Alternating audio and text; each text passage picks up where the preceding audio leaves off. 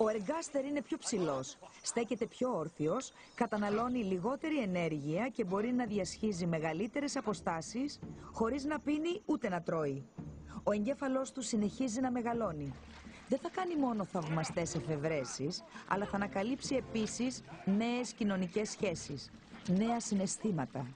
Οι δοκιμασίες του ταξιδιού θα τον κάνουν άλλο άνθρωπο όσον αφορά την αντίληψη του εαυτού του, των άλλων και του κόσμου.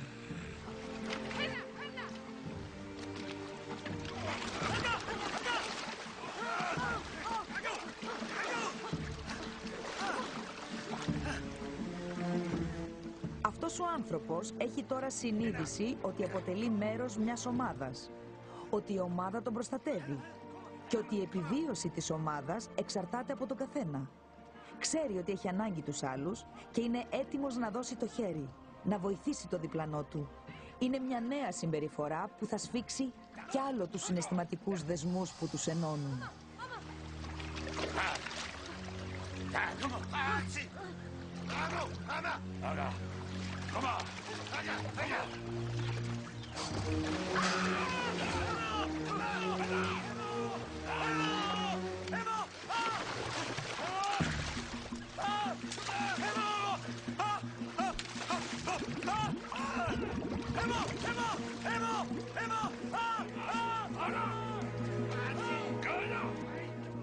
Η απώλεια ενός γνωστού είναι σπαραγμός.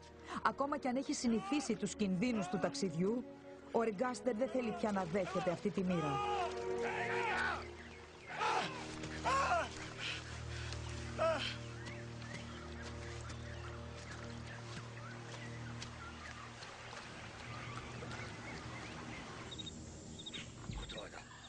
Η ομάδα σταμάτησε για να ξαναβρει τις δυνάμεις της, αλλά ένα σύννεφο θλίψης πλανιέται από πάνω τους.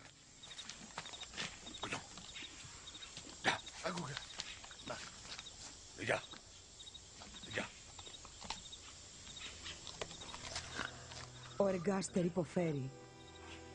Η ανάμνηση αυτής της γυναίκας παραμένει στη μνήμη του. Ξαναζεί τις στιγμές που πέρασε πλάι της. Του λείπει.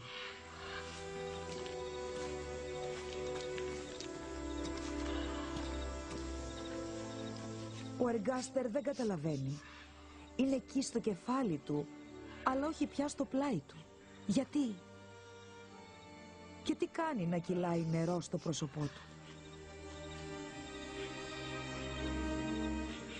Δεν θα ξαναγυρίσει.